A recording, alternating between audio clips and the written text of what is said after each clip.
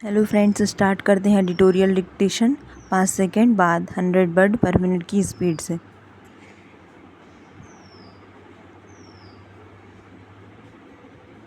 Start. 4 नवंबर को यानी Israel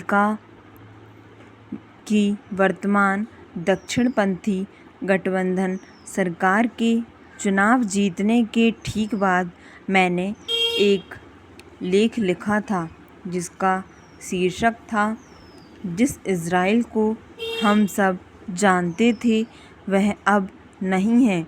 इस शीर्षक का उद्देश्य इस बात की चेतावनी देना था कि यह गठबंधन कितना कट्टरपंथी है।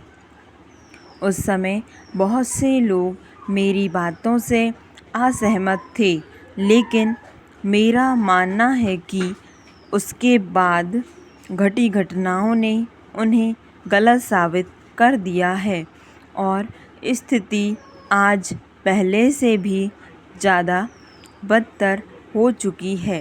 यानी जिस इज़राइल को हम सब जानते थे वो तो खैर अब नहीं रही, लेकिन उसकी जगह जिस इज़राइल ने ली थी उसके सामने भी आज अस्तित्व का संकट मंडरा रहा है।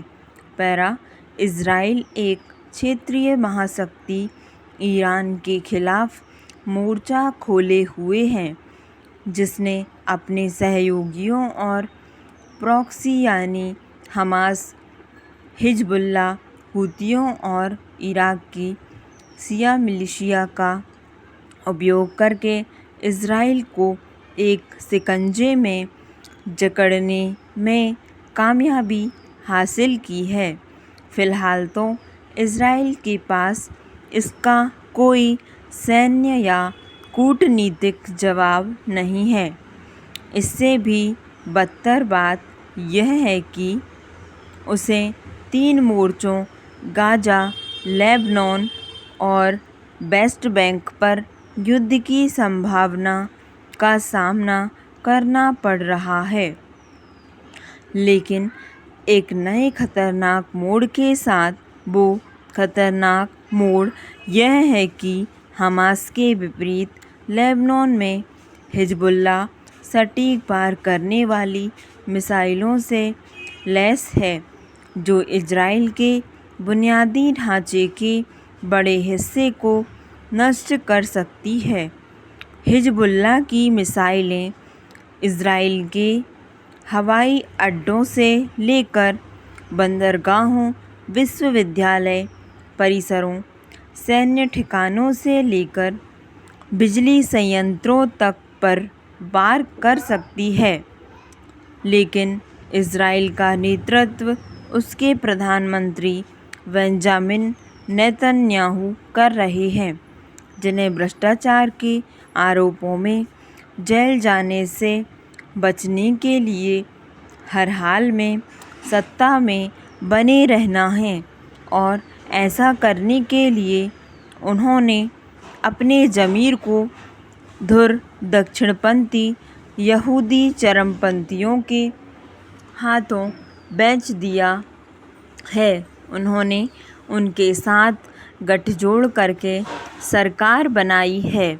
उनके ये सहयोगी इस बात पर जोर देते हैं कि इज़राइल को गाज़ा में तब तक लड़ना चाहिए जब तक कि वह हमास के आखिरी लड़ाई को ना मार दे।